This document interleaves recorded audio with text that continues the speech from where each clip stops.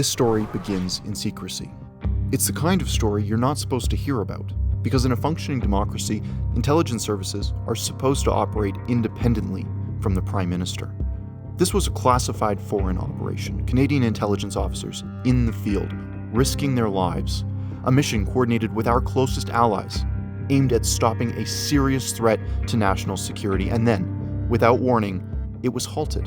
Not by the intelligence agency leading the operation, not by the minister responsible for public safety, but, as a federal watchdog now reveals, by political actors surrounding then Prime Minister Justin Trudeau.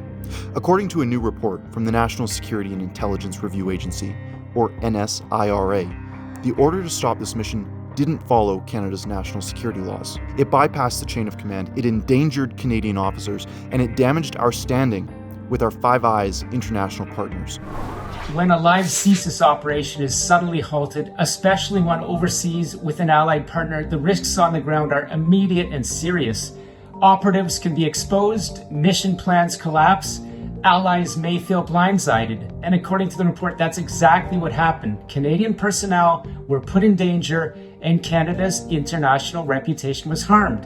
We don't know where the operation took place. Was it counterterrorism in the Middle East, tied to foreign interference abroad? The details are redacted, but what we do know is this: the decision to shut it down didn't come from the CSIS director or the public safety minister, the lawful channels. It came from the Prime Minister's national security advisor. That is an unlawful channel, and really it's repeating a pattern interference that exists. A former CSIS senior operator with experience abroad and in domestic operations told me clearly this is interference from the Prime Minister's office. This report is carefully redacted, and we're sharing it here with you today because of how important the stakes are. What's left visible in this report illustrates a disturbing story of liberal mismanagement of the highest order. NSIRA found that the decision to halt this active CSIS operation originated from political level discussions, specifically from the National Security and Intelligence Advisor to the then Prime Minister Justin Trudeau, who issued instructions directly to the CSIS director. For those unfamiliar with the law, this is extremely unusual.